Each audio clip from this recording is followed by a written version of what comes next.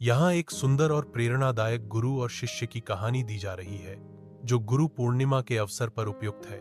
गुरु पूर्णिमा पर गुरु और शिष्य की प्रेरणादायक कहानी प्राचीन काल की बात है। एक शिष्य थे, आचार्य वेदव्यास। उनके कई शिष्य थे, जिनमें एक था अरुण। अरुण बचपन से ही जिज्ञासु और मेहनती था, लेकिन उसमें एक कमी थी, उसे धैर्य नहीं था। वह चाहता था कि ज्ञान उसे तुरंत प्राप्त हो जाए। एक दिन गुरु ने सब शिष्यों को बुलाया और कहा, जो आज के बाद 1 वर्ष तक बिना कोई प्रश्न पूछे सेवा करेगा, उसे मैं ब्रह्म ज्ञान दूंगा। अरुण को यह बात बहुत कठिन लगी, लेकिन उसने प्रण किया कि वह 1 साल तक चुपचाप सेवा करेगा। दिन, महीने और तुएं बीतती गईं। अरुण निस्वार्थ भाव से सेवा करता रहा। 1 वर्ष बाद गुरु ने सबको फिर बुलाया और अरुण से पूछा, ब्रह्म ज्ञान पाना चाहते हो?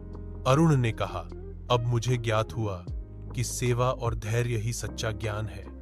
मैं अब तैयार हूं, लेकिन अगर आपने कुछ भी न भी बताया तो भी मैं कृतज्ञ रहूंगा। गुरु मुस्कुराए और बोले, शिष्य, यही ब्रह्म ज्ञान है, सेवा, समर्पण और धैर्य। जिसने इन्हें सीख लिया, उसने सब कुछ जान लिया। सीख।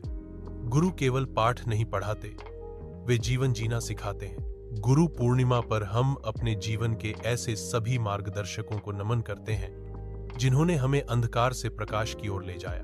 अगर आप चाहें तो मैं इस कहानी को कविता या नाट्य रूप में भी बदल सकता हूं, या बच्चों के लिए सरल भाषा में भी बता सकता हूं।